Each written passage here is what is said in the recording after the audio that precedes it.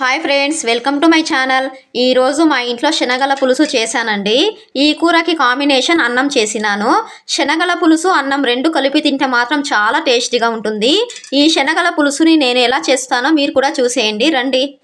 ముందుగా నేను 2 కప్పుల శనగలని రాళ్ళు లేకుండా ఏరుకొని 6 గంటల సేపు నీళ్ళలో నానబెట్టుకున్నాను. చూడండి, బాగా నానినాయి శనగలు. అలానే 2 బంగాళదుంపని సన్నగా కట్ చేసుకొని నీళ్ళలో వేశాను. ఈ బంగాళదుంప ముక్కలు కట్ చేసి చాలాసేపు నీళ్ళలో వేయకపోతే నల్లగా అయిపోతాయండి. అందుకే నేను నీళ్ళలో వేశాను. 4 నేత వంకాయలని సన్నగా ముద్దుగా కట్ చేసుకొని ఉప్పు నీళ్ళలో వేశాను. ఉప్పు నీళ్ళలో వేస్తే వంకాయలలో ఉండే చేదంతా వెళ్ళిపోయి మనం తినేదానికి చాలా టేస్ట్గా ఉంటుంది. ఇంకా గ్రేవీ కోసం 1 కప్పు పచ్చి కొబ్బరి, 1 మీడియం సైజ్ ఉల్లిపాయ ముక్కలు, 2 టమోటాలని ఇలా కట్ చేసి పెట్టుకున్నాను.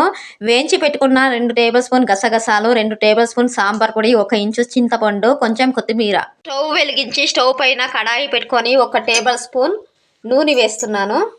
దీంట్లోకే కట్ చేసి పెట్టుకున్న ఉల్లిపాయ ముక్కలు, పచ్చి కొబ్బరి కూడా వేస్తున్నాను. అలానే గసగసాలు కూడా వేసేయాలి. టమోటా ముక్కలు కూడా వేసుకొని బాగా వేయించుకోవాలి. ఇలా వేయించి మిక్సీ పడితే గ్రేవీ చాలా చక్కగా వస్తుంది. ఇంకా వేయించుకున్న ఐటమ్స్ అన్నీ మిక్సీ జార్లోకి వేస్తున్నాను. దీంట్లోకే సాంబార్ పొడి, చింతపండు, కొత్తిమీర, కొంచెం నీళ్లు వేసుకొని మిక్సీ పట్టేయాలి. ఇప్పుడైతే మిక్సీలో ఆడిస్తూ ఉన్నాను. స్టవ్ మీద ప్రెషర్ కుక్కర్ పెట్టుకొని శనగల పులుసు ఎలా చేయాలో చూసేద్దాము. ఇప్పుడు 2 టేబుల్ స్పూన్ నూనె వేస్తున్నాను. నూనె బాగా వేడి అయింది. ఇప్పుడు 1/2 టీ స్పూన్ ఆవాలు వేస్తున్నాను. ఆవాలు చిటపటలయ్యాక కరివేపాకు వేస్తున్నాను. నీళ్ళలో నానబెట్టుకున్న శనగలని నీళ్లు వంచేసి శనగలు మాత్రమే వేస్తున్నాను. అటు ఇటు తిప్పుతూ కట్ చేసి పెట్టుకున్న వంకాయ ముక్కలు, ఆలుగడ్డ ముక్కలు అయితే వేసేస్తున్నాను.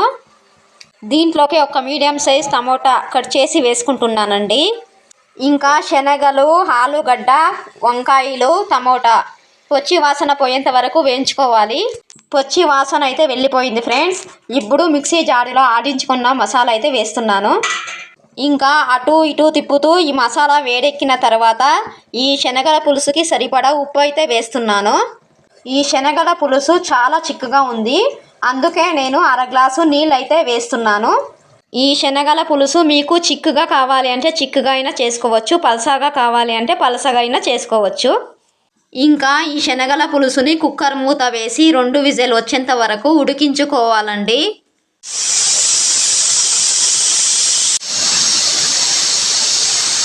రెండు విజిల్ అయితే వచ్చినాయండి. ఇప్పుడు ఎయిర్ తీసి కుక్కర్ మూత తీస్తున్నాను. చూసారా ఫ్రెండ్స్, శనగల పులుసు రెడీ అయిపోయింది. చాలా టేస్టీగా చాలా బాగుంటుంది ఫ్రెండ్స్. ఈ శనగల పులుసు అన్నంలోకి, పూరీలోకి, చపాతీలోకి చాలా బాగుంటుంది. నా వీడియో నచ్చితే లైక్ కొట్టి సబ్స్క్రైబ్ చేసేది మర్చిపోకండి.